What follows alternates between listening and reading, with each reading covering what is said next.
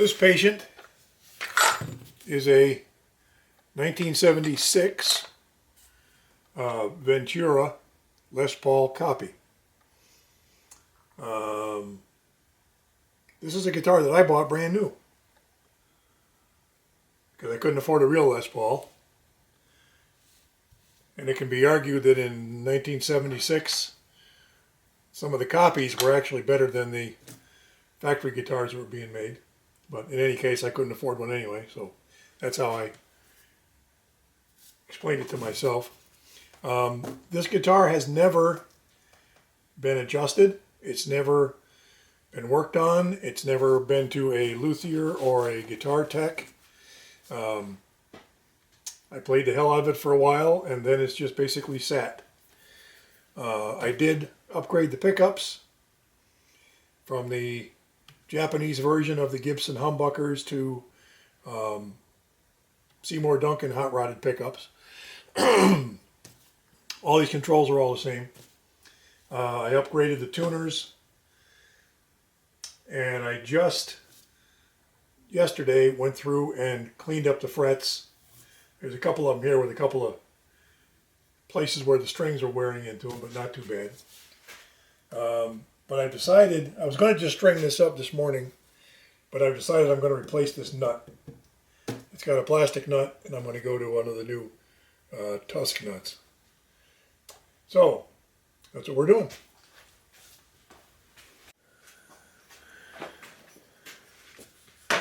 Now sometimes these things just pop right off.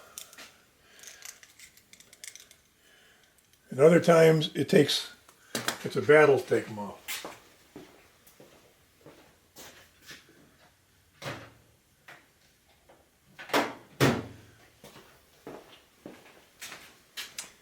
All depends on who was doing the gluing and what kind of a day they'd had. Because it really takes little or no glue to secure those things in place. But it doesn't stop people from using a ton of it sometimes. Well, that shows you how much adjustment this thing has gotten, because it's still full of sawdust in here where the truss rod adjustment is. It ain't never been touched, which I guess is a good thing, because it's always been pretty good.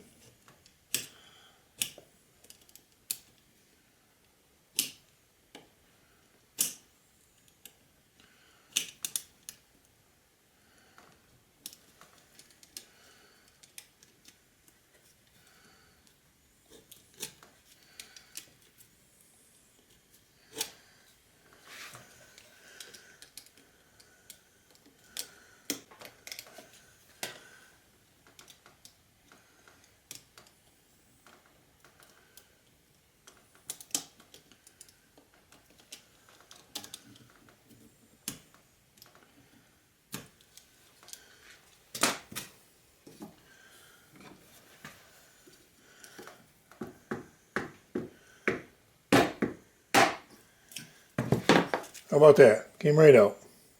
One little tiny spot of glue, that's all you needed. Everything else looks fine in there. Whoops.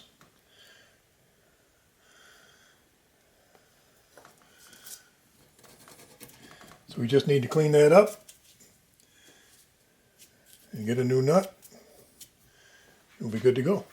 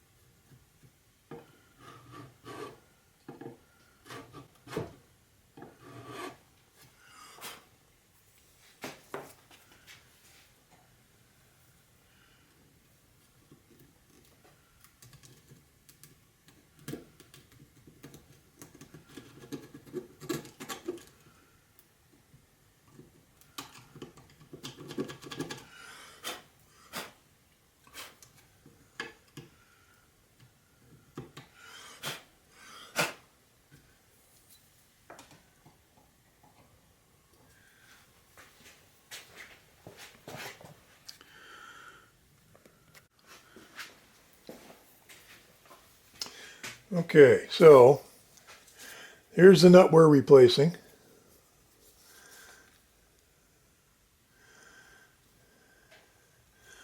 Get something to scribble with.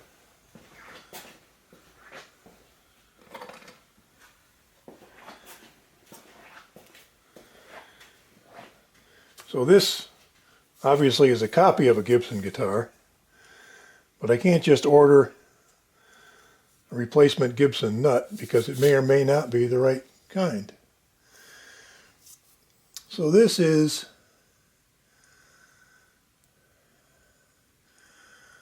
I would say, boy, there's 1/8. It's 1, 2,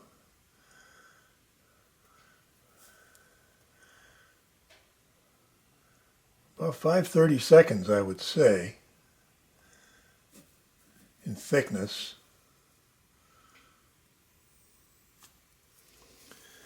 And in length, I put the broken pieces together.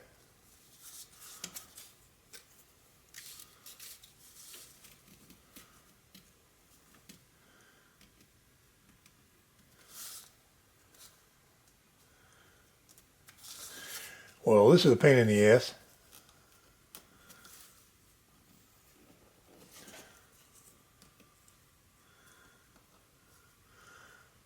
Okay, lengthwise, 1 3/8. So the new tusk nut for this Ventura Les Paul is supposed to be delivered today. So while I'm getting ready for it, I figured I would do some cleaning here. The bridge assembly is pretty gunked up. So I'm using actually it's a firearms product. It's for cleaning and lubricating gun parts.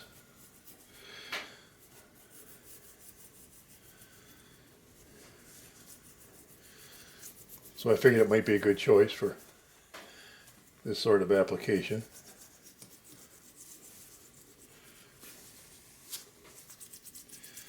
Looks like it's cleaning everything pretty well.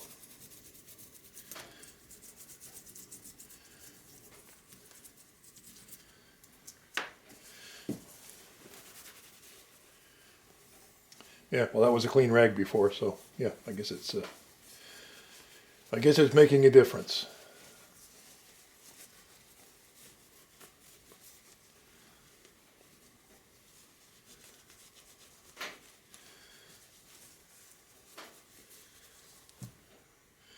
I'll just blow that out with some compressed air. We'll be all set to go.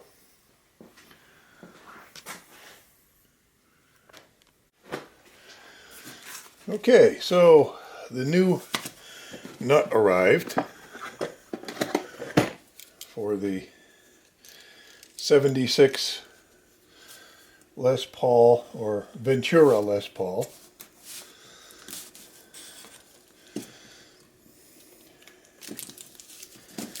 Tusk has a real good crossover list on their website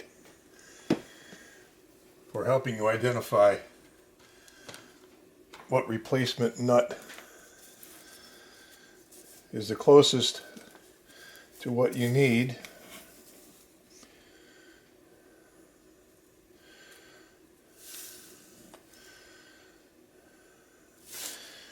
This one here, the length is pretty much perfect.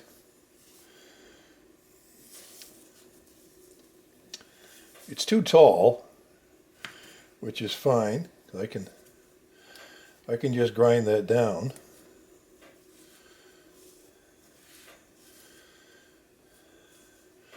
Or actually, I'll probably just use a belt sander. And the thickness, it is a bit too thick. But I can also take care of that on the belt sander as well. The thickness of the original one is 0.161 inches, and the tusk nut is 0.188 inches, so yeah, it's thicker. So I got some work to do on the sander, but I'm going to very carefully mark the nut so that I have it, so I get it correct, and then we'll get to work machining.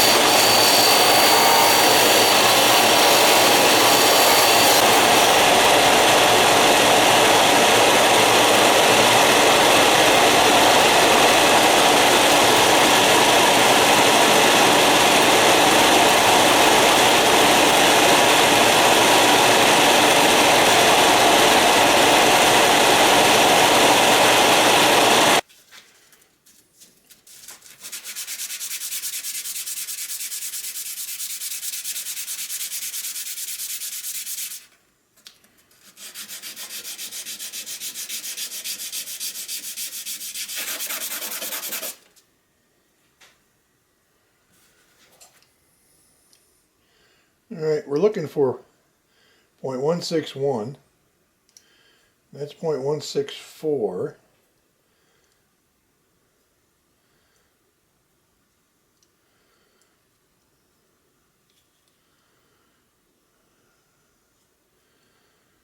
Alright, so we got to taper this end down a little bit.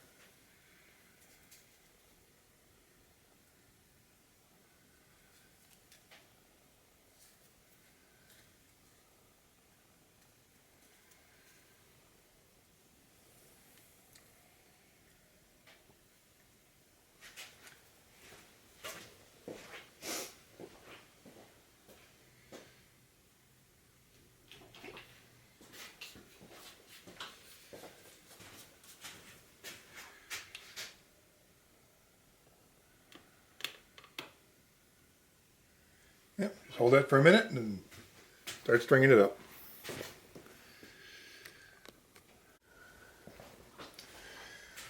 Okay, we've got it strung up with Ernie Ball regular slinky strings. 10 gauge is the lightest E string. It is not tuned to pitch, but what we're going to do right now, the strings are tensioned enough, and I'm going to just check some string heights and see where we're at. Because originally it was good. Well, that's a little high. That's 6/64 on the base E and about the same on the high E. So we need to set that down a little bit.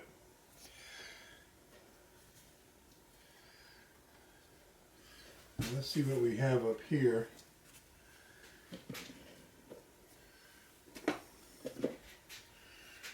We're looking for about 18 thousandths under the string at the first fret.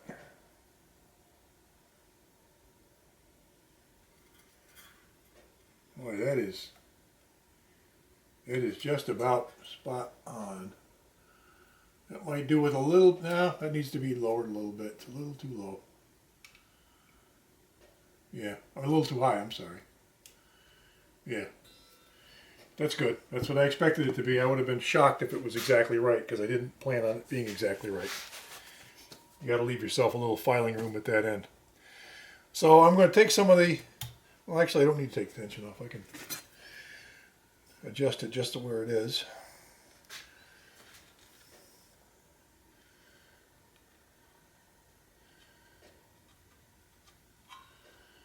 Both sides were just a squinchometer high.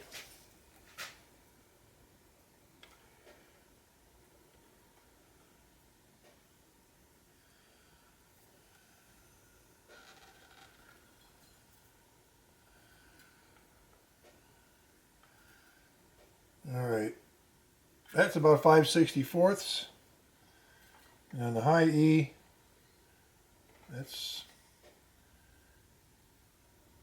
about 5/64ths too, so that needs to come down a tiny bit.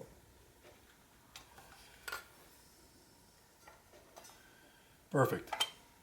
Alright, 5/64ths on this E, 4/64ths on that E.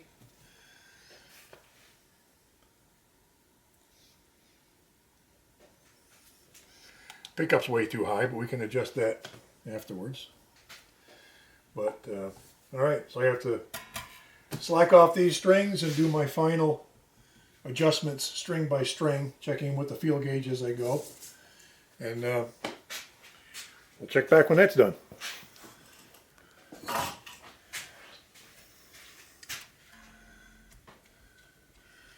Alright, so we're going to detune or slack the string off just enough so that we can,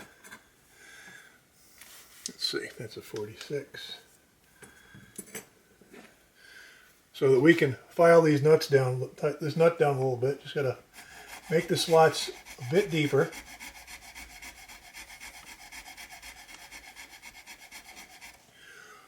When we file these down, file angle has to be the same as the angle of the headstock. You want these slots to tip back slightly.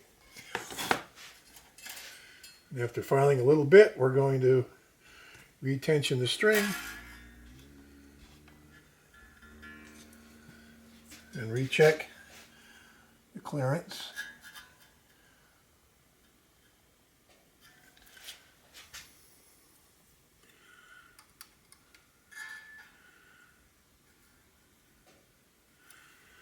All right, that's good. Next string.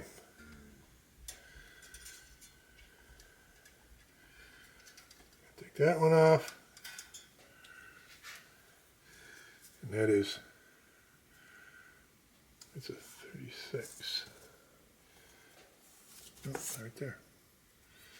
36.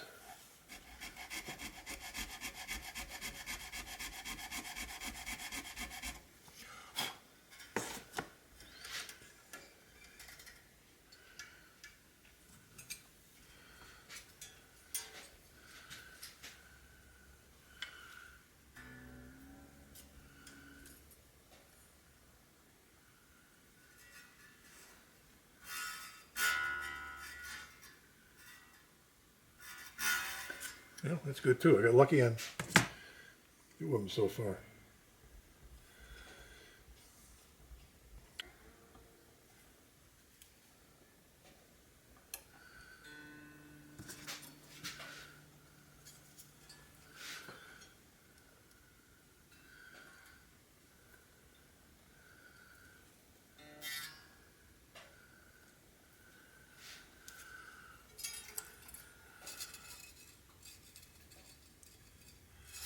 Yep, that needs a little bit more.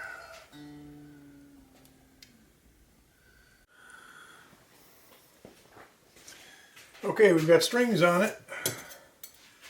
It's tuned up to pitch, but the strings are still stretching, so I don't expect it to stay that way. So while we're letting those things stretch out a little bit, we're going to recheck our neck relief.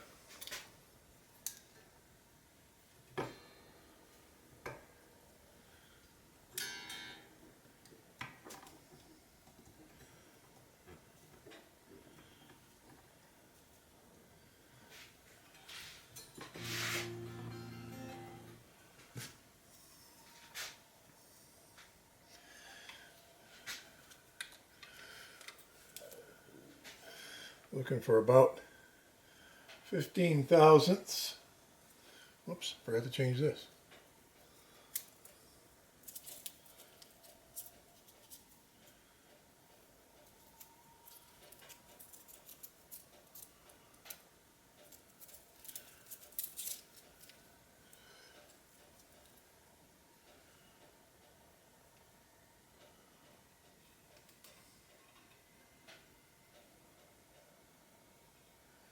Boy, that's right about where we want it, right there. All right. Well, it might change after the strings have been on for a little bit, so we're gonna just basically let it sit there for a while and retune everything to pitch and do the intonation, I guess. I already adjusted the pickup height, sort of by eyeball.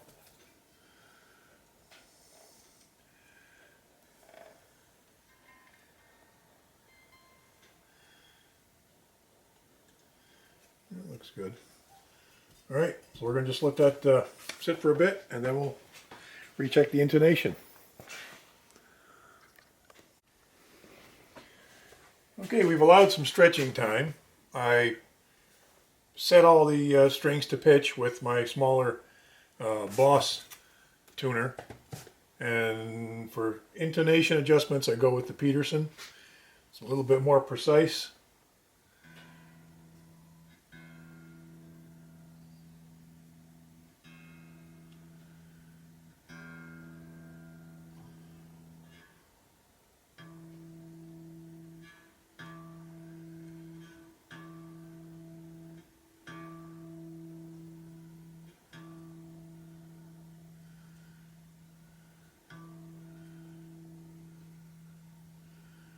Right, it's a little bit flat, so we're going to shorten the string a bit.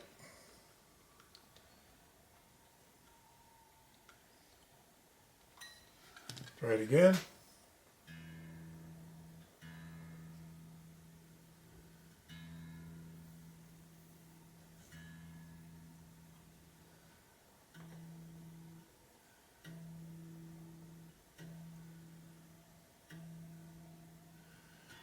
A little bit more.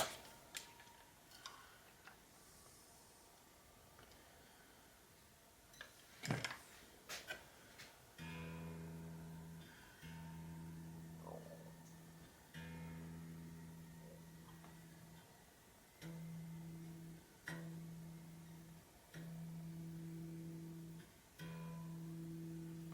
That's fine.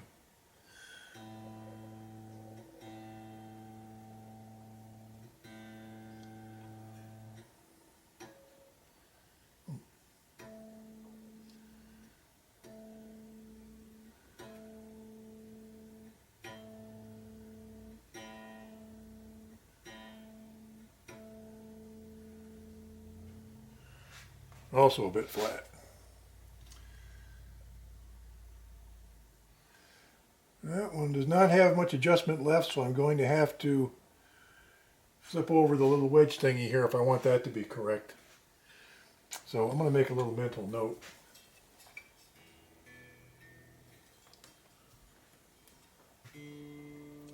We'll see how the other ones are.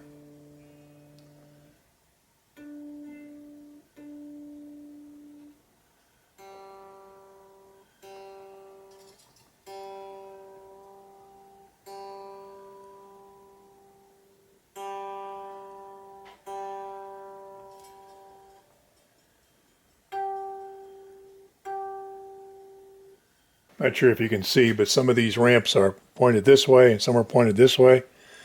This one here I have to take apart and flip the ramp around to give myself a bit more adjustment. Okay, got that little piece flipped over.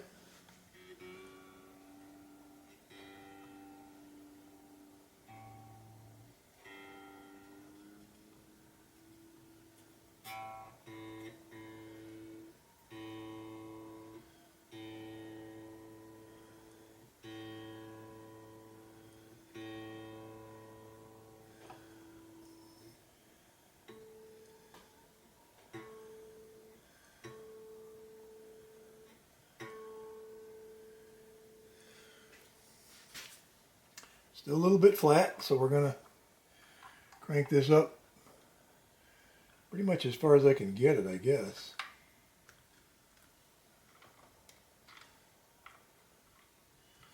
There's not that much adjustment here.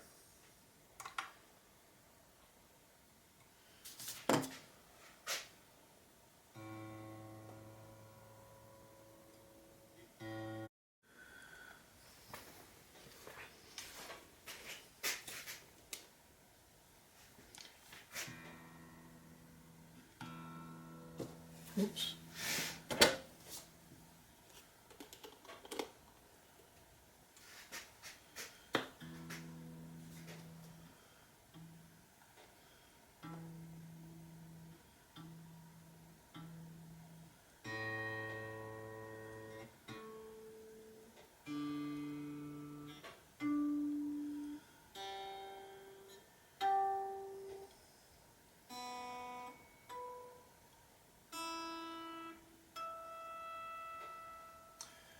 All right, that's it.